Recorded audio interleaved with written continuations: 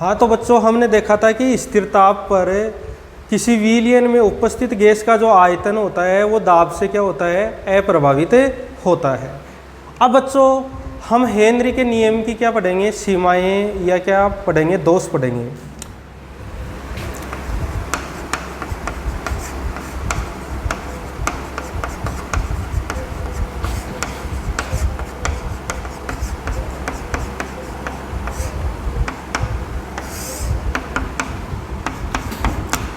तो बच्चों हेनरी के जो नियम है उसकी सीमाओं के में अंतर्गत हम ये देखेंगे कि कौन कौन से पॉइंट है हेनरी के नियम की क्या बनते हैं, सीमाएं बनते हैं। तो पहला है कि दाब का मान क्या नहीं होना चाहिए, बहुत अधिक नहीं होना चाहिए।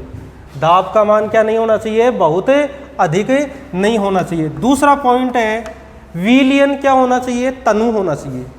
ठीक है, पहला तो हमारा क्या था कि दाब बहुत अधिक नहीं होना चाहिए। दूसरा है विलयन तनु होना चाहिए, अर्थात गैस की द्रव्य में विलेयता क्या होनी चाहिए, कम होनी चाहिए।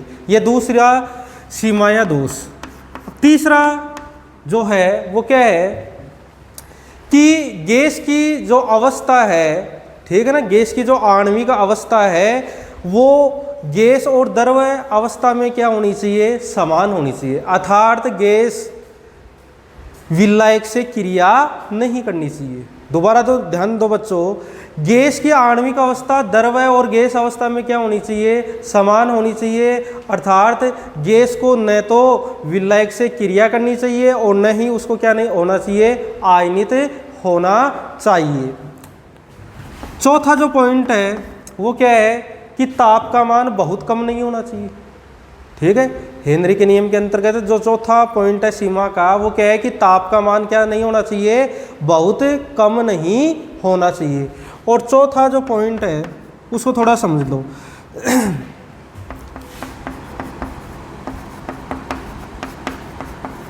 जैसे बच्चों मैंने आपको ये बताया था कि विलयन, जो गैसों का विलयन बनता है वो कैसा होना चाहिए, तनु होना चाहिए। अर्थात गैसों की द्रव्य में विलेयता क्या होनी चाहिए, कम होनी चाहिए। जैसे बच्चों NH3 एवं HCl गैस हैं, इनकी जल में विलेयता क्या होगी, अधिक होगी। जल में विलेयता अधिक, ठीक है। और NH3 एवं HCl की जो विलेयता है वो बेंजीन में क्या होगी, बेंजीन में कम होगी। तो अब हमको बच्चों ये देखना है कि कौन सी स्थिति में हेनरी का नियम अप्लाई होगा या लागू होगा या लगेगा। जब NH3 एवं HCl जल में घुलती हैं तब लगेगा, या जब NH3 एवं HCl बेंजीन में घुलती है तब होगा। तो बच्चों ध्यान रखो, मैंने क्या कहा था कि विलयन, गैसों का विलयन क्या होना चाहिए, तनु होना चाहिए। अर्थात गैस की द्रव्य में विलेयता क्या होनी चाहिए, कम।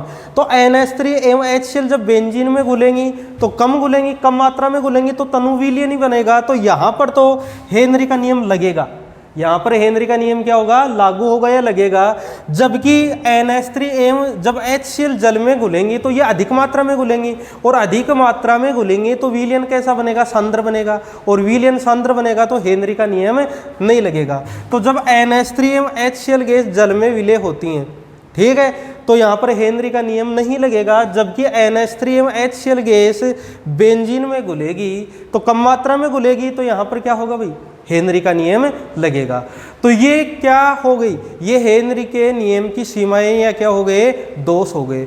अब हम हेनरी के नियम के दैनिक जीवन में क्या देखते हैं, अनुप्रयोग देखते हैं कि हेनरी के नियम का दैनिक जीवन में क्या अनुप्रयोग है। हाँ बच्चों, अब हम पढ़ेंगे हेनरी के नियम के अनुप्रयोग एप्लीकेशन। ठीक है, तो पहला एप्लीकेशन है, ये देखिए।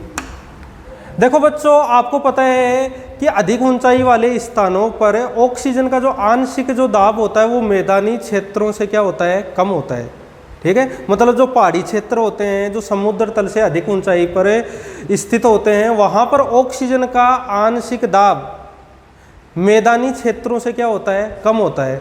तो बच्चों वहाँ पर क्या होता है, फिर पहाड़ी स्थानों पर जो अधिक ऊंचाई वाले स्थान हैं वहाँ पर वहाँ पर रहने वाले व्यक्तियों और जो आरोहक होते हैं, क्लाइंबर्स होते हैं, उनके रक्त और रुधिर में, जिसको हम कहते हैं रक्त या रुधिर और उत्तक में ऑक्सीजन की सांद्रता क्या हो जाती है, कम हो जाती है, ऑक्सीजन की मात्रा क्या हो जाती है, कम हो जाती है। ऐसा होने पर क्या होता है बच्चों, वहाँ के व्यक्तियों की सोचने समझने की क्षमता क्या हो जाती है, कम हो जाती है। ठीक है, इस बीमारी को हम क्या कहते हैं, एनोक्सिया कहते हैं। ठीक है, क्योंकि अधिक ऊंचाई वाले स्थानों पर ऑक्सीजन का आंशिक दाब कम होने के कारण, रक्त में और उत्तकों में ऑक्सीजन की सांद्रता कम होने के कारण वो सोच नहीं पाते हैं। ठीक है ना, उनकी बुद्धि क्षमता क्या हो जाती है, कम हो जाती है। इसी बीमारी को हम क्या कहते हैं, एनोक्सिया कहते हैं। यह पहला पॉइंट हो गया। दूसरा पॉइंट बच्चों, जो सोडा जल होता है, ठीक है, या जो ठंडे पेय होते हैं, उनमें CO2 की विलेयता बढ़ाने के लिए CO2 को अधिक दाब पर भरा जाता है। ठीक है, क्योंकि जो CO2 गैस है उसकी सामान्य जो दाब होता है उस पर विलेयता क्या होती है, कम होती है, तो उसको अधिक दाब पर भरा जाता है। और अधिक दाब पर भरा जाता है तो CO2 की विलेयता क्या हो जाएगी, बढ़ जाएगी। क्यों? क्योंकि गैसों का दाब बढ़ाने पर उनकी विलेयता क्या हो जाती है, बढ़ जाती है। इसीलिए ठंडे पेय की जो बोतल का हम जब भी खोलते हैं तो बाहरी दाब हटता है, और बाहरी दाब हटने के कारण जो घुली हुई जो CO2 थी अधिक दाब पर, उसकी मात्रा क्या हो जाती है, कम हो जाती है, और वो तेजी से क्या निकलती है, बाहर निकलती है। ये दूसरा पॉइंट। तीसरा पॉइंट है बच्चों, जो गोताखोर होते हैं, ठीक है ना, उनको समुद्र में अधिक दाब के कारण गैसों की अधिक घुलनशीलता का क्या करना पड़ता है, सामना करता है। ठीक है, जब गोताखोर समुद्र में होता है तो बाहरी दाब क्या होता है, बहुत ज़्यादा होता है, और दाब ज़्यादा होने पर गैसों की क्या है भैया, विलयशीलता या घुलनशीलता भी क्या होगी, बढ़ेगी। तो इससे क्या होता है कि जब गोताखोर समुद्र में होता है तो उसके रक्त में, ठीक है, जो गैसें होती हैं वो ज़्यादा विलय हो जाती हैं। ठीक है, लेकिन जैसे ही गोताखोर क्या होता है, समुद्र की सतह पर आता है तो बाहरी दाब क्या होता है, कम होने लगता है या हटने लगता है। तो जो गैसें ज़्यादा विलय हो गई थी वो अब क्या होंगी भाई, बाहर निकलेंगी। ऐसी स्थिति में क्या होगा, जो शरीर की केशिकाएं या जो रक्त की नलिकाएं हैं उनमें क्या हो जाएंगे, नाइट्रोजन के बुलबुले उत्पन्न हो जाएंगे। नाइट्रोजन के बुलबुले उत्पन्न हो जाएंगे, जिनसे उनमें क्या हो जाएगी, रुकावट या बाधा उत्पन्न हो जाएगी। इसे क्या कहते हैं, इस स्थिति को क्या कहते हैं, बेंड्स कहते हैं। ये बेंड्स अत्यधिक जानलेवा व दर्दनाक होता है। ठीक है, तो इसके जहरीले प्रभाव से बचाने के लिए गोताखोरों को विशेष प्रकार की वायु श्वसन के लिए प्रदान की जाती है। ठीक है, उस वायु में क्या होता है भाई, 11.7% तो क्या होता है बच्चों, हीलियम गैस होती है। कौन सी गैस होती है, हीलियम गैस होती है। 56.2% क्या होती है बच्चों, नाइट्रोजन गैस होती है। 11.7% तो क्या होती है, हीलियम गैस। 56.2% कौन सी गैस होती है, नाइट्रोजन। और 32.1% होती है कौन सी गैस, O2 गैस। तो जब भी गोताखोर समुद्र में गोता लगाते हैं तो वो जो गैस का जो सिलेंडर ले जाते हैं अपने साथ, उसमें 11.7% हीलियम होती है, 56.2% नाइट्रोजन होती है, और 32.1% क्या होती है बच्चों, ऑक्सीजन होती है। ये हेनरी के नियम के दैनिक जीवन में क्या हो गए, अनुप्रयोग हो गए। ठीक है, अब बच्चों हम जो द्रवीय विलयन है उनके वाष्प दाब के बारे में चर्चा करेंगे। ठीक है, एक बार, हाँ तो बच्चों अब हम वाष्प दाब के बारे में पढ़ने वाले हैं, जिसको वेपर प्रेशर कहते हैं।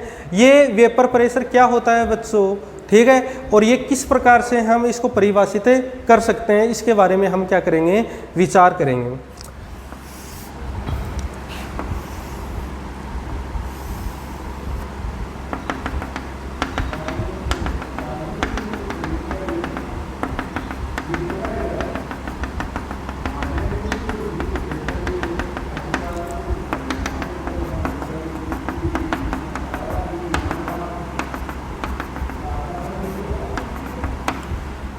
बच्चों ये हमने क्या लिया, बीकर लिया या कोई पात्र है, उसमें हमने कोई वाष्पशील द्रव्य ले लिया। क्या ले लिया, वाष्पशील द्रव्य ले लिया।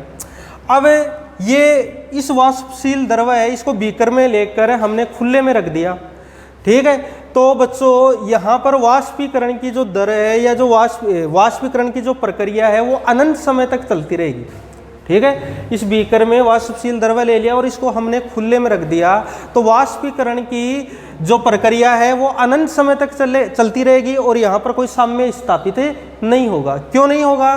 क्योंकि बच्चों पात्र के खुला होने के कारण जो वाष्प के अणु बन रहे थे वो चारों ओर वायुमंडल में क्या हो जाएंगे? फैल जाएंगे या उसमें क्या हो जाएंगे? समा जाएंगे। तो यहाँ पर साम्य अवस्था स्थापित नहीं होगी। अब हम बच्चों क्या करते हैं,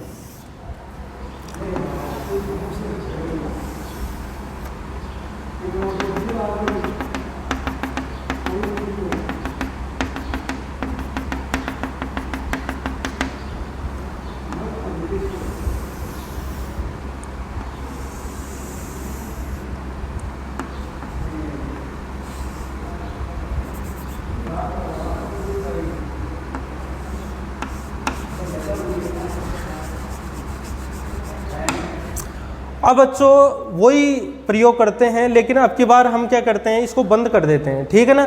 ये एक बीकर है, इसमें हमने एक वाष्पशील द्रव्य ले लिया, ठीक है, और इसको इसके ऊपर क्या रख दिया बच्चों? हमने बेल जार रख दिया। तो ये चारों ओर से क्या हो गया? कवर हो गया, बंद हो गया। अब ये द्रव्य इसके अंदर है, ये क्या होगा? वाष्पीकृत होगा। ठीक है। अब यहाँ पर वाष्पीकरण की दर बच्चों, वाष्पीकरण की जो प्रक्रिया है वो अनंत समय तक नहीं चल पाएगी। क्यों नहीं चल पाएगी बच्चों? क्योंकि यहाँ पर पात्र क्या है? बंद है। तो वाष्प के अणुओं को फैलने के लिए स्थान भी क्या है? सीमित है। ठीक है। पात्र के बंद होने के कारण वाष्प के अणुओं के फैलने या समाने के लिए स्थान भी क्या है? सीमित है। तो बच्चों ऐसी स्थिति में क्या होता है कि जैसे ही हम बंद पात्र में लेते हैं द्रव्य को, तो कुछ समय तक क्या होता है? वाष्पीकरण की प्रक्रिया चलती रहती है। एक स्थिति ऐसी आती है बच्चों कि वाष्पीकरण की दर किसके बराबर हो जाती है? संघनन की दर के बराबर हो जाती है। यानी जो बन रही है वाष्प, ठीक है, वाष्पशील द्रव्य से, वो वापस किसकी सतह पर टकराने लग जाएगी? इसी द्रव्य की सतह से वापस टकराने लग जाएगी। और जैसे ये टकराएगी और टकराकर वापस विलयन में क्या होती जाएगी? समाहित हो जाएगी। और विलयन में समाहित होगी तो ये प्रक्रम किसके समान माना जा सकता है? संघनन के समान माना जा सकता है। तो बच्चों ऐसी स्थिति में क्या होगा? एक स्थिति ऐसी आ जाएगी जब द्रव्य के वाष्पीकरण की दर संघनन की दर के क्या हो जाएगी? बराबर हो जाएगी और साम्य अवस्था क्या हो जाएगी? स्थापित हो जाएगी। ठीक है।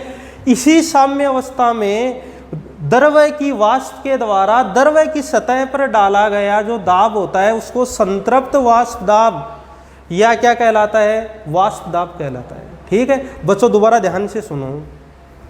निश्चित ताप पर, किस पर है? निश्चित ताप पर किसी द्रव्य की वाष्प का द्रव्य की सतह पर डाला गया दाब संतृप्त वाष्प दाब या क्या कहलाता है? वाष्प दाब कहलाता है। ठीक है। तो ये वेपर प्रेशर होता है। ठीक है। और वाष्प दाब किस पर डिपेंड करता है? वाष्प दाब है, ये किस पर डिपेंड करता है? वाष्प दाब ताप पर निर्भर करेगा। ताप बढ़ाने पर वाष्प दाब क्या होता है? बढ़ता है। ताप बढ़ाने पर क्या होता है? बढ़ता है। इसलिए किसी दिए गए विशेष वाष्पशील द्रव्य का जब हम वाष्प दाब की बात करते हैं तो ये अलग अलग तापमानों पर क्या होता है? अलग अलग होता है। ठीक है। वाष्प दाब तापमान पर निर्भर करता है, अर्थात तापमान बढ़ाने पर वाष्प दाब बढ़ता है। तो इसका अर्थ बच्चों ये भी है कि एक दिए गए वाष्पशील द्रव्य का दाब जो होता है, वाष्प दाब, वो भिन्न भिन्न तापों पर क्या होता है? भिन्न भिन्न होता है। ठीक है। अब हम सबसे पहले ये पढ़ेंगे बच्चों कि द्रव्य विलयन होते हैं उनके वाष्प दाब के बारे में हम क्या करेंगे? डिस्कस करेंगे। ठीक है। यहाँ पर जो दूसरा द्रव्य हम विलायक में मिलाएंगे वो भी क्या होगा? वाष्पशील ही होगा। और इसके बाद में हम पढ़ेंगे कि जब विलायक में अवाष्पशील ठोस विलय डालते हैं तो उसके वाष्प दाब पर क्या प्रभाव पड़ता है। तो इनको हम विस्तार से पढ़ने जा रहे हैं। हाँ बच्चों, अब हम द्रव्य विलयनों का वाष्प दाब के बारे में पढ़ने जा रहे हैं। तो इसका अर्थ क्या है कि बच्चों हमारे पास जो विलायक होगा वो भी द्रव्य होगा। ठीक है। और जो विलेय होगा वो भी क्या होगा? वाष्पशील द्रव्य होगा। विलायक को हम ए के द्वारा दर्शाएंगे और विलेय को हम किसके द्वारा दर्शाएंगे? बी के द्वारा दर्शाएंगे। यहाँ पर बच्चों हम ये मान लेते हैं कि जो विलायक है, ठीक है ना, उसका वाष्प दाब किससे कम होता है, जो मिलाने वाला जो द्रव्य विलेय होता है उससे कम होता है। यानी वाष्पशील विलेय का जो वाष्प दाब होता है वो अधिक होता है और जो विलायक का होता है वो क्या होता है, कम होता है। तो सबसे पहले हम द्विअंगी विलयनों के बारे में बात करेंगे। द्विअंगी का मतलब क्या है कि जो हमारा जो द्रव्य विलयन होगा उसमें दो ही द्रव्य होंगे। क्या होंगे, दो ही द्रव्य होंगे, एक तो विलेय के रूप में और एक किसके रूप में, विलायक के रूप में। अब जो विलेय है उसको ए के द्वारा प्रदर्शित करेंगे और विलायक है उसको ए के द्वारा प्रदर्शित करेंगे और विलेय को किसके द्वारा प्रदर्शित करेंगे, हमें बी के द्वारा प्रदर्शित करेंगे।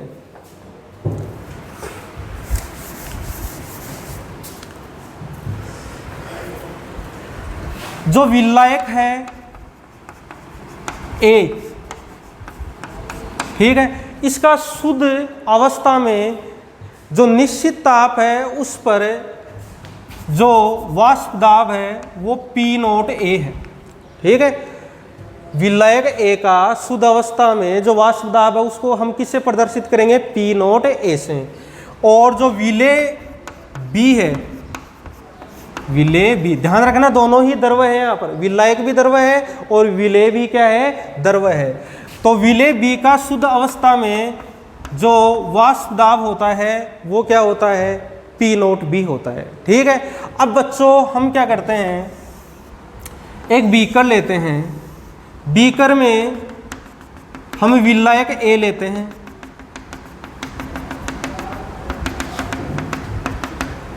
और इसमें ये विलायक हमारा ए है और इसमें हम क्या डाल देते हैं, विलेय बी डाल देते हैं। ये हमारा विलायक है। ध्यान रखना बच्चों, P0 A और P0 B घटक A और B के शुद्ध अवस्था में क्या है, वाष्प दाब है। अब हमने विलायक A लिया और इसमें विलेय B डाल दिया या इसमें क्या कर दिया, मिला दिया। तो अब जो विलयन का जो टोटल दाब बनेगा, ठीक है, इस परिणामी विलयन का जो टोटल वाष्प दाब बनेगा वो क्या बनेगा, P बनेगा। क्या बनेगा, P बनेगा। यहाँ पर P क्या है, विलयन का कुल वाष्प दाब है।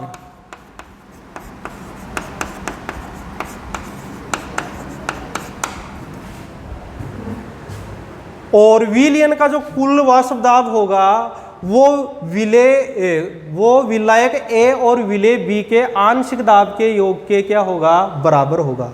अर्थात P बराबर PA प्लस PB। बच्चों यहाँ पर आप ये सवाल करोगे कि PA और PB क्या है, PA और PB विलायक A और विलेय B के क्या है, आंशिक वाष्प दाब है। क्या है, आंशिक वाष्प दाब है। अब बच्चों हम राहुले के नियम को याद करते हैं। राहुले नामक वैज्ञानिक ने क्या बताया था कि किसी विलयन में किसी अवयव का आंशिक दाब विलयन में उपस्थित उसकी मोल भिन्न के क्या होता है, समानुपाती होता है या उस पर क्या करता है, निर्भर करता है। दोबारा दो ध्यान, राहुले ने क्या कहा था कि किसी वाष्पशील विलेय युक्त विलयन के लिए किसी अवयव का जो आंशिक दाब होता है, आंशिक वाष्प दाब होता है, वो अवयव की मोल भिन्न के क्या होता है, समानुपाती होता है। तो बच्चों यहाँ पर PA और PB क्या हैं, अवयव A और अवयव B के क्या हैं, आंशिक वाष्प दाब है, ठीक है। और ये आंशिक वाष्प दाब किस पर निर्भर करेंगे, विलयन में इनके मोल भिन्न या मोल अंश पर क्या करेंगे, निर्भर करेंगे। जैसे बच्चों PA क्या है, PA जो अवयव A था, हमारा जो ये विलयन है इसमें अवयव A का क्या है, आंशिक वाष्प दाब है। ये आंशिक वाष्प दाब किस पर डिपेंड करेगा, यानी ये कितना ज़्यादा होगा या कितना कम होगा, ये इस पर डिपेंड करेगा कि ये जो बना हुआ विलयन है उसमें विलायक A की मोल भिन्न कितनी है या मोल अंश कितना। अगर एक ही दिए गए विलयन में मोल अंश या मोल भिन्न ज़्यादा है तो इसका आंशिक दाब भी क्या होगा, ज़्यादा होगा। तो PA अवयव A का या विलायक A का क्या है, आंशिक वाष्प दाब है। अब बच्चों मैंने अभी बताया था कि किसी अवयव का आंशिक दाब किसके समानुपाती होता है, विलयन में उपस्थित उसके मोल अंश के क्या होता है, समानुपाती होता है। तो ये यहाँ पर क्या आ गया, अवयव। माना कि हम मान लेते हैं कि जो बना हुआ विलयन है उसमें अवयव ए का आंशिक उसका जो मोल भिन्न है वो कितना है, अक्स ए।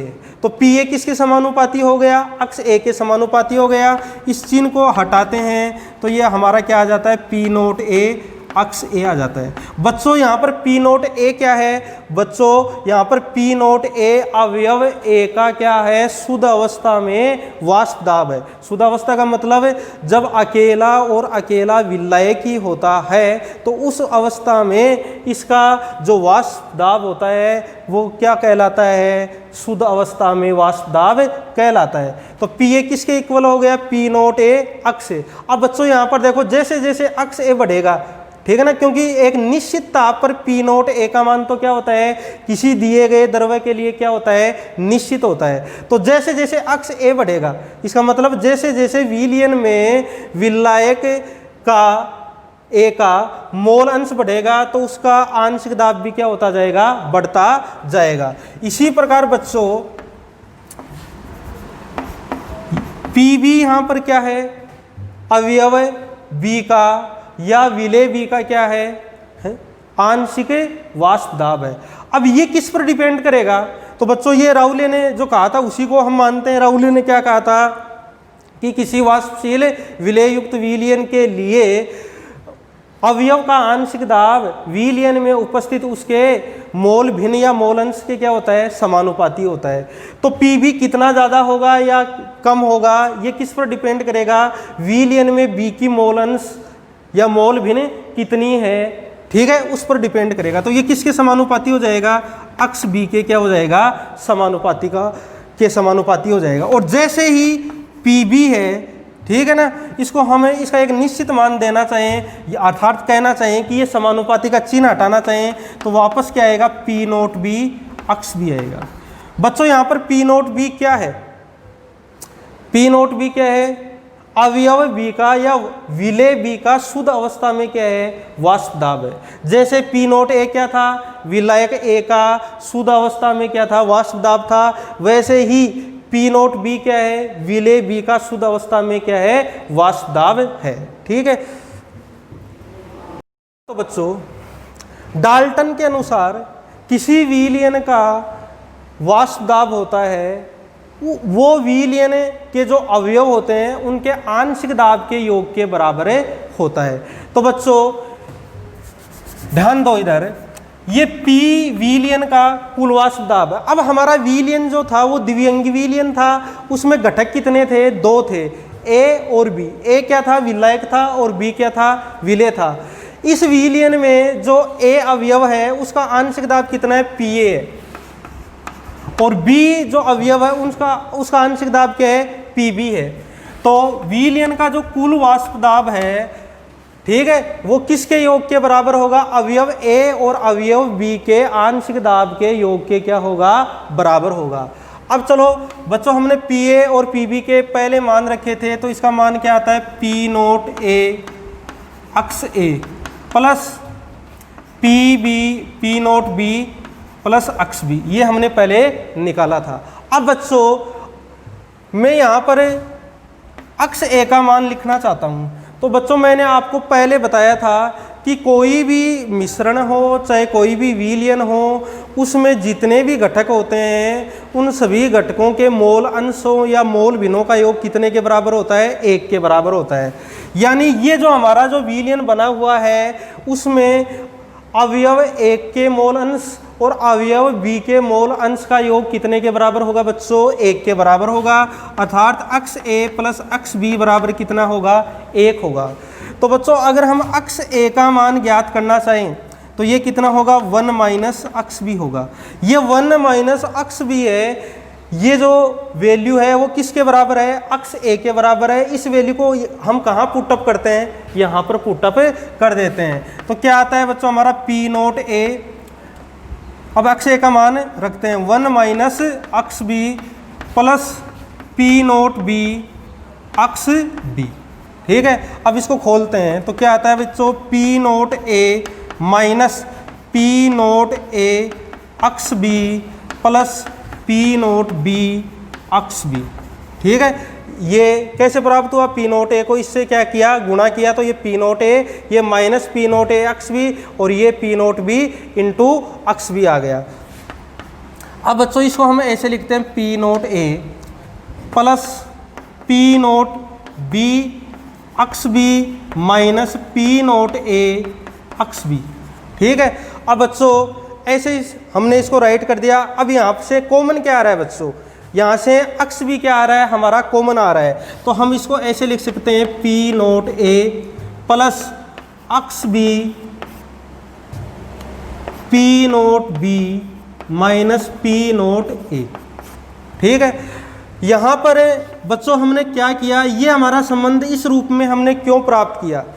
ठीक है, इस रूप में देखो बच्चों, हमने ये जो हमारा समीकरण बना है इसमें हमने एक अवयव की ही मोल भिन्न से विलयन के कुल वाष्प दाब को क्या किया है? संबंधित किया है। यानी यहाँ पर ये जो हमारा शुरुआती सूत्र था इसमें से हमने जो ए अवयव है उसकी मोल भिन्न को हटा दिया, ठीक है ना, और केवल किसको रखा? अक्स बी, यानी विलय की मोल भिन्न को ही हमने यहाँ पर रखा है। तो ये विलयन का कुल वाष्प दाब है, ये किसके इक्वल है? पी नोट ए प्लस अक्स B P not B minus P not A के क्या है? इक्वल है। ये विलयन का कुल वाष्प दाब आ गया। अब बच्चों हम इसको क्या है? ग्राफ, थोड़ा सा ग्राफ एक सिस्टमेटिक तरीके से इसको क्या करते हैं? समझते हैं। तो अब जो विलयन है उसका जो वाष्प दाब है, ठीक है ना, उसको हम एक ग्राफ के रूप में सिस्टमेटिक तरीके से रिप्रेजेंट करेंगे। तो बच्चों देखो यहाँ पर हम मोल भिन्न दर्शा रहे हैं, ठीक है ना। इधर से इधर हम जाएंगे, इधर से इधर जाएंगे तो ए का मोल भिन्न क्या होगा? कम होगा, और बी का क्या होगा? बढ़ेगा। और इधर से इधर आएंगे बच्चों तो बी अवयव का जो मोल भिन्न है वो क्या होगा? कम होगा, ठीक है, और ए का क्या होगा? बढ़ेगा। इस स्थिति में ए का मोल अंश क्या है? 1 है, और बी का मोल अंश कितना है? 0 है। और इस स्थिति में बी का मोल अंश कितना है बच्चों? 1 है, और ए का मोल अंश कितना है? 0 है। इसका मतलब है यहाँ पर अक्स ए का मान 1 है, तो इसका मतलब यहाँ पर शुद्ध विलायक है, ठीक है ना। क्यों? क्योंकि अक्स बी का मान 0 है, यहाँ पर विलय इसमें बिल्कुल भी मिला हुआ नहीं है। तो अक्स ए का मान 1 है, तो इसका मतलब ये क्या है? शुद्ध विलायक है। दूसरी बात, इधर देखो बच्चों, अक्स बी का मान क्या है? 1 है, और अक्स ए का मान 0 है। इसका मतलब यहाँ पर क्या है बच्चों? है जो विलय है वो क्या है? शुद्ध है, ठीक है। अब देखते हैं, यहाँ पर देखो बच्चों, ये जो रेखा है यहाँ तक जा रही है, और ये रेखा कहाँ तक जा रही है? यहाँ तक जा रही है। इससे बच्चों क्या सिद्ध होता है, या किस बात का पता चलता है? इससे इस बात का पता चलता है कि जो विलयन में हमारा जो विलय था, जो वाष्पशील है, वो विलायक से ज़्यादा वाष्पशील है। जो हमारा विलायक था उससे क्या है? ज़्यादा वाष्पशील है। मतलब शुद्ध जो विलय है उसका वाष्प दाब किससे ज़्यादा है? शुद्ध विलायक से है। अब देखो बच्चों, इसको समझो। अब इधर से इधर जाएंगे हम, इधर से क्या जाएंगे? इधर जाएंगे तो क्या होगा?